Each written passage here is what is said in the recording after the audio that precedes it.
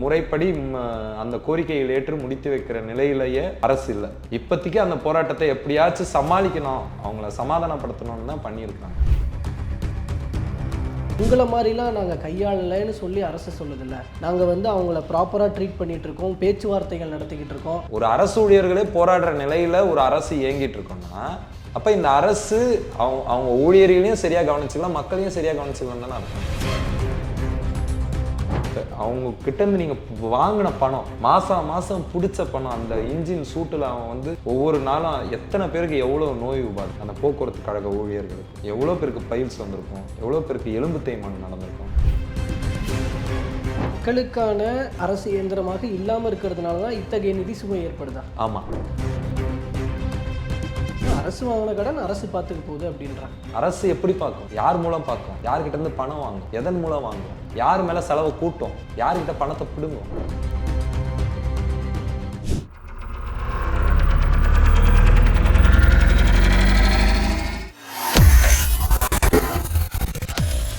வேலை வேண்டுமா? Blue ocean இருக்கிறது. 10th 12th டிப்ளமோ டிகிரி படித்தவர்களுக்கு உணவு, தங்குமிடம், இஎஸ்ஐ, பிஎஃப், இன்சூரன்ஸ் உள்ளிட்ட சலுகைகளுடன் அனுபவத்திற்கேற்ற நல்ல சம்பளம் 15,000 முதல் 30,000 வரை. பெண்களுக்கு முன்னுரிமை. 2,000க்கும் மேற்பட்ட வேலை வாய்ப்புகள் உள்ளன. இப்போதே தொடர்பு கொள்ளுங்கள். Blue ocean.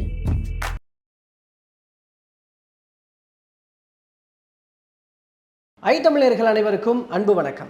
இன்றைய சிறப்பு நேர்காணலில் நம்மோடு இணைந்திருக்கிறார் சமூக ஆர்வலர், வழக்கறிஞர் திரு புளியந்தோப்பு மோகன் அவர்கள். அவரிடம் தற்போது பேசுபொருளாக இருக்கிற சில முக்கியமான போராட்டங்கள் குறித்தும், அது தொடர்பான அரசினுடைய அறிவிப்புகள் குறித்தும், அதில் உள்ள விஷயங்கள் எப்படி இருக்கிறது என்பது பற்றியும் பேச இருக்கிறோம். பேசலாம். வணக்கம் சார். வணக்கம். நல்லா இருக்கீங்களா? நல்லா. இன்னைக்கு முதல்வர் ஸ்டாலின் அவர்கள் சட்டப்பேரவையில் அறிவிக்கும் போது சில முக்கியமான அறிவிப்புகள் வெளியிட்டிருந்தார். அதில் போராடும் ஆசிரியர்களுக்கான, பகுதி நேர ஆசிரியர்களுக்கான அறிவிப்பு அப்படின்ற ஒரு விஷயம் அரசு பள்ளிகளில் காலியாக இருக்கிற நிரந்தர ஆசிரியர் பணியிடங்களை நிரப்பும் வகையில் இந்த பகுதி நேர ஆசிரியர்களை அவர்களினுடைய சிறப்பு மதிப்பெண்கள், அதை அந்த பணிக்காலத்தை அடிப்படையாக கொண்டு சிறப்பு மதிப்பெண்கள் வழங்கப்படும், அந்த பேசிஸில் அந்த பணியிடங்கள் நிரப்பப்படும், நிரந்தர பணியாளர்களாக ஆக்கப்படுவார்கள் அப்படிங்கிற மாதிரியான ஒரு அறிவிப்பை வெளியிட்டிருந்தார். இது குறித்த ஒரு டீட்டெயில்டு அறிவிப்பும் ஆணையும் கூடிய விரைவில் வெளியாகுன்ற மாதிரி சொல்லியிருந்தார். இந்த அறிவிப்பை எப்படி பார்க்குறீங்க? முதல்ல தமிழ்நாடு முதலமைச்சர் மு.க. ஸ்டாலின் அவர்களுக்கு நன்றி. போராடுற ஆசிரியர்களை அங்கீகரித்து பேசியிருக்கிறார்ல. ஏன்னா இயல்பா தமிழ்நாட்டில் ஒரு ட்ரெண்டை திமுக ஃபாலோ பண்றாங்க. அதுவும் ஆளும் அரசுகள். போராடுறவங்க எதிர்கட்சி ஆட்கள், ஆசிரியர்களே இல்லை, போராட்டமே அது தூண்டி விடப்பட்ட போராட்டம் அப்படிலாம் இருக்கும் பொழுது இப்படி ஒரு போராட்டம் நடக்குது, அவங்களுக்கு இப்படி ஒரு பிரச்சனை இருக்குது, அந்த பிரச்சனைக்கு நாங்கள் வேற ஒரு தீர்வை சொல்றோம், அது தீர்வா இல்லையான்றது ரெண்டாம் பட்சம். ஆனால் முதல் முறையாக தமிழ்நாடு சட்டசபையில் போராடுற மக்களை அட்ரஸ் பண்ணி பேசியிருக்காங்க. இதுக்கு முன்னாடி நடக்கலை. தூய்மை பணியாளர்கள் பற்றியோ அல்லது எந்த ஒரு போராட்டத்தை பற்றியோ போராடுறாங்க, அவங்க இப்போ கோரிக்கையோடு போராடுறாங்க, அவங்க அந்த ஊழியர்கள் தான் அப்படின்னு அங்கீகரிச்சது கிடையாது. இது முதல் முறையாக நடந்திருக்கு. அதுக்கு எனது நன்றிகள். ஆனால் இந்த அறிவிப்பை எப்படி பார்க்குறோன்னா, போராடக்கூடிய ஆசிரியர்கள் விழிப்புணர்வற்றவர்களாக நினச்சிட்டாங்களோ, அரசு ரொம்ப அவங்கள எளிதாக கையாண்டுலான்னு நம்பிட்டாங்களோ அப்படின்னு தான் தோணுது. ஏன்னா அவரு அந்த இதுல சொல்லக்கூடியது அறிவிப்பு வெளியாகும், அட்டவணை வெளியாகும், அரசாணை வெளியாகும் தான் சொல்லியிருக்காரு. அதுல என்ன இருக்குன்னு சொல்லல. போராடுறவங்களுக்கு லட்சியம் இருக்கலாம், அறிவிக்கிறவங்களுக்கு என்ன லட்சியம், என்ன அறிவிக்கிறீங்கன்றத, அறிவிக்க போறீங்கன்றதையாச்சும் சொல்லுங்க. விளங்குறவங்களுக்கு என்ன அறிவிக்க போறோம், இத்தனை மதிப்பெண் தர போறோம், இத்தனை ஆண்டுகள், அது எப்படி மதிப்பெண்ணை எப்படி முடிவு செய்ய போறோம், இவங்களுடைய வேலை எப்படி தரம் பிரிக்க போறோம், அந்த தேர்வுகளில் மற்றவங்களுடைய விஷயங்கள் எப்படி ஏன்னா கடந்த சில ஆண்டுகளாக தேர்வே நடக்காமல் இருந்தது. ரொம்ப போராடி இப்போதான் கடைசியாக ஒரு டிஆர்பி தேர்வு நடந்தது. இன்னும் 2011க்கு முன்னே இருந்த ஆசிரியர்கள் பணி இப்போ உச்சநீதிமன்ற தீர்ப்புனால அது ஒரு பிரச்சனைக்குரியதாக மாறி இருக்கு. இவ்வளோ பிரச்சனைகள் சந்திட்டு இருக்கும்போது இந்த மதிப்பெண்ணை நாங்கள் கொடுப்போம் அப்படின்றது, அது சட்டப்படி அதை பண்ண முடியுமா, அதுக்கு என்ன திருத்தம் பண்ண போறீங்க, அதுக்கு என்ன பண்ண போறீங்கன்ற எதுவுமே சொல்லாமல் வெறுமனே ஒரு அறிவிப்பா சொல்றதுன்றது போராடுற ஆசிரியர்களை இந்த அறிவிப்பு சொல்லி பாருங்க முதலமைச்சர் நம்மளை அட்ரஸ் பண்ணியிருக்காரு, இப்போதைக்கு போராட்டத்தை தள்ளி வைக்கணும், அந்த போராட்டத்தை முறைப்படி அந்த கோரிக்கைகள் ஏற்று முடித்து வைக்கிற நிலையிலேயே அரசு இல்லை. இப்போதைக்கு அந்த போராட்டத்தை எப்படியாச்சும் சமாளிக்கணும், அவங்கள சமாதானப்படுத்தணும்னு தான் பண்ணியிருக்கிறாங்க. இல்லை, பணிக்காலத்தை இப்போ நீங்கள் அது எந்த பேசிஸில் எப்படி அப்படின்லாம் கேட்டீங்க. அதில் பணிக்காலத்தை, பகுதி நேர ஆசிரியர்களை பணிக்காலத்தை அடிப்படையாக கொண்டு சிறப்பு மதிப்பெண் அளிக்கப்படும். அந்த பேசிஸில் அதில் யார் யாரெல்லாம் முன்னிலையில் இருக்காங்களோ அவங்கள தானே இப்போ நிரந்தர ஆசிரியர்களாக நியமிக்கப்படுற அந்த ஆர்டரில் மதிப்பெண் யார் வழங்க இல்லை போறா? அதான் இப்படி சொன்ன அந்த தகவல்ன்றது போதுமானதாக இல்லையா? இல்ல இப்போ கேட்ட உங்களுக்கு போதுமானதா இருந்ததா? ஆசிரியர்கள் இன்னைக்கும் போராடி கைதாயிருக்கிறாங்களே. இன்னைக்கும் போராடி இருக்காங்கன்னா என்ன அர்த்தம்னா அரசின் அறிவிப்பை நம்புறதா இல்லை. எங்க இப்போ ரொம்ப சமீபத்தில் நடந்த தூய்மை பணியாளர் போராட்டத்தில் அமைச்சர் வந்து நேரடியாக வாக்குறுதி கொடுத்ததையே நம்பலாமா கூடாதான்னு சமூக வலைதளங்களில் விவாதம் நடக்குது. அந்த அளவுக்கு தான் இருக்குது இந்த அரசோட நம்பகத்தன்மை. ஆனால் நம்பலாம், அது வேற. ஆனால் அப்படி ஒரு விவாதம் போச்சு, நீங்கள் பார்த்தீங்களா? அப்போ சட்டசபையில் தொடர்ச்சியாக வந்து இந்த அரசு வந்து உண்மைக்கு புறமான பல செய்திகள் சொல்லியிருக்கு. அதில் இது ஒன்றா ஏன் இருக்கக்கூடாது? இப்போ தேர்தல் வர்றதுனால சீக்கிரம் முடிக்கணும். இந்த போராட்டம் தேர்தலில் தாக்க செலுத்திடக்கூடாது. தெரிந்தோ தெரியாமலோ இது வந்து மக்கள் மனங்களில் ஏதோ ஒரு இந்த அரசு சொன்ன வாக்குறுதிகளை செய்யலைன்ற அந்த ஒரு பரப்புரை நடந்துடக்கூடாதுன்னு நினைக்கிறேன். அதனால இந்த அரசு இப்போதைக்கு இந்த போராட்டத்தை எப்படியாச்சும் தள்ளி வைக்க முடியுமான்னு நினைக்கிறது. அதனுடைய ஒரு கட்டமாக தான் நான் முதல்வர் ஸ்டாலினின் அறிவிப்பை பார்க்க முடியும். இன்றைய அறிவிப்பை போராடும் ஆசிரியர்கள் எப்படி எடுத்துக்கிட்டு இருக்காங்க அப்படின்னு நினைக்கிறீங்க? அவங்க ஏத்துக்கல. அதனால தான் இன்னைக்கும் அவங்க போராடி கைதானது என்பது அரசின் அறிவிப்பை அவங்க ஏத்துக்கலன்னு தான் அர்த்தம். அதை ஏத்துக்காதனால தான் அவங்க கேட்குறாங்க. என்ன கேட்குறாங்க? சம வேலைக்கு சம ஊதியம். இதுல என்ன சிக்கல் இருக்க போகுது? அரசமைப்பு சட்டமே அதானே சொல்லுது. சம வேலைக்கு சம ஊதியம், எல்லாரையும் சமமா ஈக்குவாலிட்டி பிஃபோர் லா இல்லை. அது ஏன் ஒரு வேலைக்கு ஒரு சம்பளமா இருக்கு? இவங்களுக்கு ஒரு சம்பளம், அவங்களுக்கு ஒரு சம்பளம், ரெண்டு பேருமே ஆனால் ஒரே வேலை தான் செய்கிறாங்க. இன்னும் செய்ய போனால் குறைச்ச சம்பளம் வாங்குறவங்க இவங்கள விட அதிகமாக செய்கிறாங்க. அது அவங்க கிட்டேருந்து வர. நான் யாரையும் குறைச்சி மதிப்பிடலை. நிரந்தர அரசு ஊழியர்களாக வேலை செய்யலன்னோ இவங்க மட்டும் தான் வேலை, அந்த இதுக்குள்ளே போல. இவங்களை ட்ரீட் பண்ணுற விதம் அதெல்லாம் சொல்கிறாங்களா ஆசிரியர்கள்? அவங்கள நடத்துகிற விதமே பிரச்சனைக்குரியதாக இருக்குது. அவங்கள ஒரு டிக்னிஃபைடாக நடத்துறதுக்கு கூட அவங்களுக்கு ஒரு சம ஊதியம் வரும். இப்போது இது இன்னைக்கு நடந்த விஷயம். ஆனால் ஏற்கனவே வந்து இப்போ ஒரு 2 நாட்கள் முன்னாடி முதல்வர் அவர்களுக்கும் எடப்பாடி பழனிசாமி அவர்களுக்கும் ஒரு நீண்ட நெடிய வாதம் போணுச்சு. கவனிச்சேன். அதில் பேசும்பொழுது அரசு ஊழியர்களை அதிமுக ஆட்சியில் நீங்கள் கையாண்டது போல் அந்த எஸ்மாலாம் போட்டு நள்ளிரவில் போய் அரெஸ்ட் பண்ணுறது இந்த மாதிரிலாம் நாங்கள் பண்ணல. அவங்க போராடுறதுக்கான சுதந்திரத்தை கொடுத்துருக்கோம், உரிமை, அவங்களோட உரிமை அது.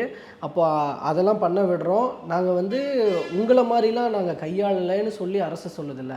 நாங்கள் வந்து அவங்கள ப்ராப்பராக ட்ரீட் பண்ணிகிட்ருக்கோம், பேச்சுவார்த்தைகள் நடத்திக்கிட்டு இருக்கோம். 95% 99% வாக்குறுதிகள், அரசு ஊழியர்களுக்கு கொடுக்கப்பட்ட வாக்குறுதிகளை நிறைவேற்றியிருக்கோம் அப்படின்னு முதல்வர் சொல்கிறார்ல. அதில் ஒரு உண்மை இருக்க தான் செய்யுது. எஸ்மா அளவுக்கு போகல.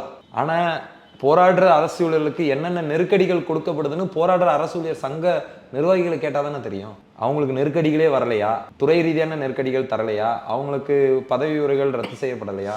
இந்த மாதிரியான விஷயங்கள் அவங்களுக்கு கேட்டால் தான் தெரியும். ஆனால் இது ரொம்ப அபத்தம்னு நினைக்கிறேன். போராடுறவங்களாம் நாங்கள் போராட விடுறோம், போராடுறதுக்கான காரணம் இருக்கிறது குறித்து யாரும் வெக்கப்பட்டதா தெரியல. ஒரு அரசு ஊழியர்களே போராடுற நிலையில ஒரு அரசு இயங்கிட்டு இருக்கோம்னா அப்ப இந்த அரசு அவங்க ஊழியர்களையும் சரியா கவனிச்சுக்கலாம், மக்களையும் சரியா கவனிச்சுக்கலாம் தானே அர்த்தம். அப்ப ஏதோ ஒரு வகையில அரசு ஊழியர்கள் போராடுறாங்க, அவங்கள நாங்க போராட அனுமதிக்கிறதையே ஒரு சாதனையா ஒரு அரசு நினைச்சிட்டு இருக்குன்னா அந்த அரசு எப்படி வந்து அரசு ஊழியர்களுக்காக செயல்படணும்ன்ற ஒரு ஊக்கத்துக்கு வரும். எஸ்மா நாங்க போடல, நாங்க சர்வாதிகாரத்தனமா போராட்டத்தை ஒடுக்கல. இது எந்த வகையில நாம புரிஞ்சுக்கலாம்னா, நீ அந்த மாதிரி பண்ணாதனால தான் நாங்களும் அனுமதி பெற்று போராடிட்டு இருக்கோம். நீ எங்களை வந்து ஏடிஎம்கே மாதிரி ட்ரீட் பண்ணல, எஸ்மா போட்டு ட்ரீட் பண்ணாதனால, அந்த மாதிரி ட்ரீட் பண்ணாதனால நாங்களும் ஒரு அமைதியான போராட்டத்தை அரசு ஊழியர்களும் போராடின அத்தனை பணியாளர்களும் அதை பண்ணாங்க. ஆனால் ஒருவேளை நீங்கள் அதை மாற்றி செஞ்சீங்கன்னா அதோட விளைவும் நீங்கள் சந்திப்பீங்க. இது ஒன்றும் பெரிய சாதனை இல்லை. திமுக இப்போ எதை சாதனையாக சொல்ல ஆரம்பிச்சிட்டாங்கன்னா போராட விட்டதையே ஒரு சாதனையாக சொல்கிறாங்க. இதை தான் எடப்பாடி போன ஆட்சியில் பண்ணார். இத்தனை 1000 போராட்டம் நடந்திருக்கு தமிழ்நாட்டில்னாரு. இது உண்மையிலேயே தமிழ்நாடு மக்கள் இந்த 2 கட்சிகளை பார்த்து கேள்வி கேட்கணும்னு நான் நினைக்கிறேன். ஏன்னா போராட விட்டது ஒரு சாதனையா அவங்களுக்கு? 95% 99% அரசு ஊழியர்கள் கொடுத்த வாக்குறுதி நிறைவேற்றிட்டேன்றாரு. அது பொய் இல்லையா? முழு பூசணியே சோத்துல மறைக்கிற வேலை இல்லையா? இப்போ கொடுக்கப்பட்டிருக்கக்கூடிய புதிய ஓய்வூதியம் கூட அது குறித்து எவ்வளவு இப்போ அந்த டாப்ஸி அந்த திட்டத்தை குறித்து எவ்வளவு விரிவான இப்போ விஷயங்கள் வெளியில வருது. அதில் எவ்வளவு பிடிக்கிறாங்க, பிடித்தம் போக எவ்வளோ தராங்க, மக்களுக்கும் புரிய மாட்டேங்குது. என்னன்னா அரசு ஊழியர்களுக்கு பண்றது செலவுன்னு நினைச்சிட்டு இருக்காங்க. அது கிடையாது. அது வரி வருவாயா மீண்டும் நமக்கே வருது, பணம் செலவாகுது, இன்வெஸ்ட்மெண்ட் இங்கேயே வருது. அது நம்மளுடைய பொருளாதாரத்துக்கு நல்லது. இல்லை, அந்த பழைய ஓய்வூதியம் அப்படின்னு வந்தால் இப்போ கொண்டு வந்திருக்கிறதுன்றது வந்து ஊழியர்கள் என்ன விருப்பப்பட்டாங்களோ அதையே தான் கொண்டு வந்திருக்கோம். அந்த ஊழியர்களே மாற்று கருத்து இருக்குங்க. நான் அவங்களே டாப்ஸிக்குள்ள ரொம்ப வந்து விரிவா போக விரும்பல. அவங்களே வந்து எனக்கு ஸ்வீட்லாம் ஊட்டி விட்டாங்க, இதெல்லாம் மேற்கொள் அதான் காட்டுறாரு. டாப்ஸிக்குள்ள நான் விரிவா போக விரும்பல. சரி, அது ஒரு வகையில குறைந்தபட்ச ஒரு வெற்றி. போராட்டங்களுக்கு நம்பிக்கை ஊட்டுற விதமா தூய்மை பணியாளர்கள் வெற்றியும் இந்த வெற்றியும் வந்து ஒரு உதாரணமா நம்மளுக்கு முன்மாதிரியா நிக்குது. அதனாலதான் இப்ப ஆசிரியர்கள் போராட்டத்தை கைவிடாம இருக்கிறாங்க. அந்த வெற்றிகள் கொடுத்த ஊக்கம் அவங்கள போராட வச்சிருக்கு. ஸ்டாலின் அரசு அனுமதி அளித்ததனால அல்ல, ஸ்டாலின் அரசு டெஸ்மா எஸ்மா போடாதனால அல்ல, போராடின அத்தனை பணியாளர்கள் மீதும் எங்க வந்து அமைச்சர் வந்து போராட்டத்தை முடிச்சு வச்சாரோ அதே பணியாளர்கள் மீது வழக்கு இன்றைக்கும் நிலுவையில் இருக்கிறது. அந்த பணியாளருக்காக போராடிய தலைமைகள் மீதான வழக்கும் இருக்கிறது. அந்த தலைமைகளுக்கு உறுதுணையாக நின்ற எங்களின் மீதும் வழக்கு இருக்கிறது. வழக்கெல்லாம் அப்படியே தான் இருக்கு. அதெல்லாம் ஒன்றும் அந்த போட்டை 11 வழக்கு ஒன்றும் ரத்தாவல. பல 10 வழக்குகள் தூய்மை பணியாளர் மேல போட்டாங்க. 165 நாள் எத்தனையோ வழக்குகள் போட்டாங்க. இல்லை அதெல்லாம் தேர்தல் வரும்போது ரத்தாயிரும். தேர்தல் வரும் எப்படி ரத்தாகும்? அப்போதானே அதில் பண்ணுவாங்கன்னு எதிர்பார்க்கலாம். ஜீவோ போட்டு ரத்து பண்ண வழக்கே வழக்கு விசாரணை நடந்துட்டு இருக்கு நீட்டுக்காக.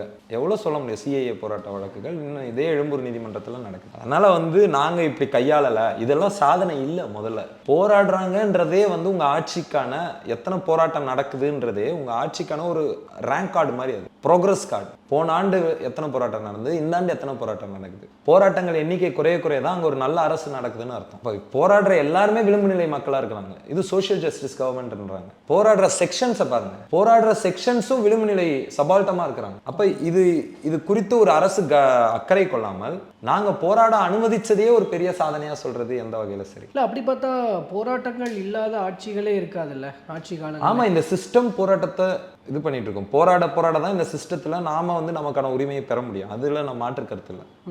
உரிமை என்பது போராடி தான் பெற முடியும்.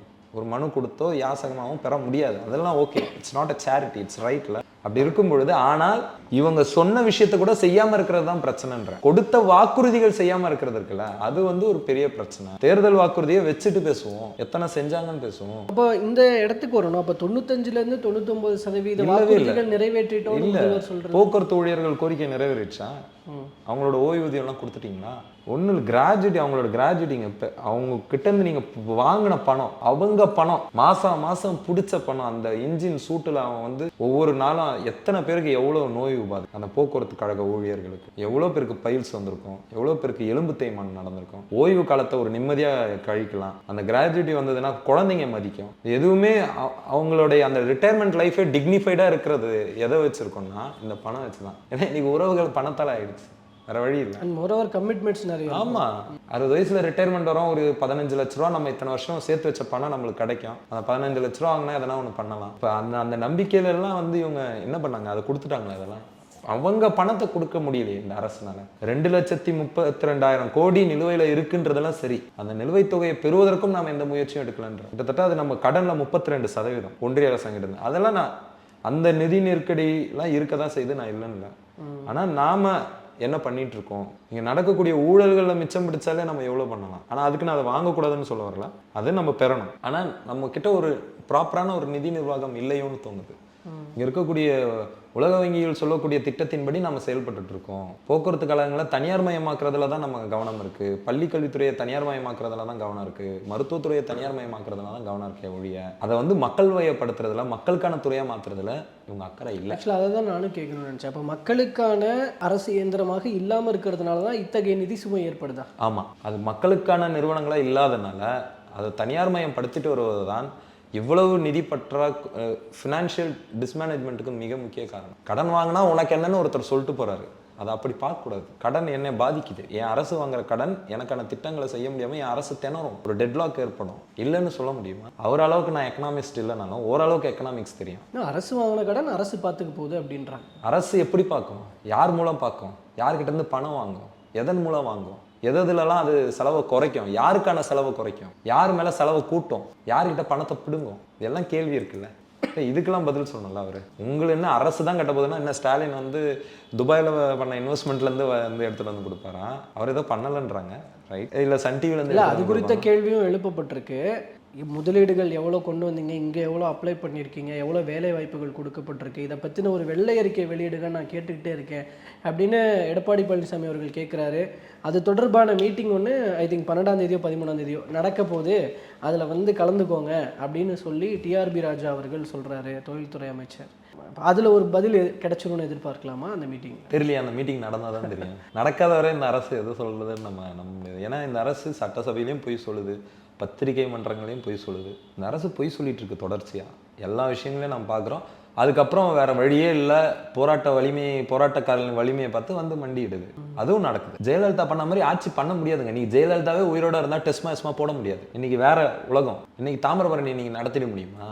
தாமிரபரணி படுகொலையை இன்னைக்கு கொடியங்குளத்தை நடத்தி காமிச்சிட முடியுமா? இன்னைக்கு நீங்க வெண்மணியை நடத்திட முடியுமா? நான் வெண்மணியில பண்ண மாதிரியா இருந்தது, தாமிரபரணி நிலையம் மாதிரியா இருந்தது, பரமக்குடி துப்பாக்கி சூடு மாதிரி நடந்துச்சா? அப்படி கேட்க முடியாது. இன்னைக்கு நீங்க ஒரு கஸ்டடி டார்ச்சர் கூட டக்குன்னு வெளில வருது. அதெல்லாம் காரணம் நீங்க மாறல, மக்கள் உங்களை மாத்திருக்காங்க. இன்னைக்கு கொஞ்சம் விழிப்புணர்வு பெற்ற மக்கள் இருக்கிறாங்க. அதனால நான் வந்து ஃபாசிஸ்ட் மாதிரி இருக்க முடியலன்னா அது சூழல். உங்களால இருக்க முடியாது, இயங்க முடியாது. அப்படி டெஸ்மா இப்போ உங்களால போட முடியும். போட்டு நீங்க எங்களை போராட்டத்தை நீர்த்து போக வைக்க முடியாது. இன்னும் அம்பலப்படுவீங்க. நீங்க ஜெயலலிதாவே உயிரோட இருந்திருந்தா கூட, ஜெயலலிதா தலைமையிலான ஆட்சி நடந்திருந்தா கூட இந்த போராட்டத்தை அவங்களும் இப்படி தான் கையாண்டிருக்க முடியும். ஸோ இதில் நிறைவாக நான் ஒரு விஷயம் கேட்டு தெரிஞ்சுக்க இருக்கிறேன். இப்போ இந்த தூய்மை பணியாளர்கள் போராட்டம்லாம் முடிஞ்சது, அவங்களாம் பணிக்கு போயிருக்காங்க அப்படின்ற ஒரு விஷயம்லாம் கேள்விப்பட்டோம்.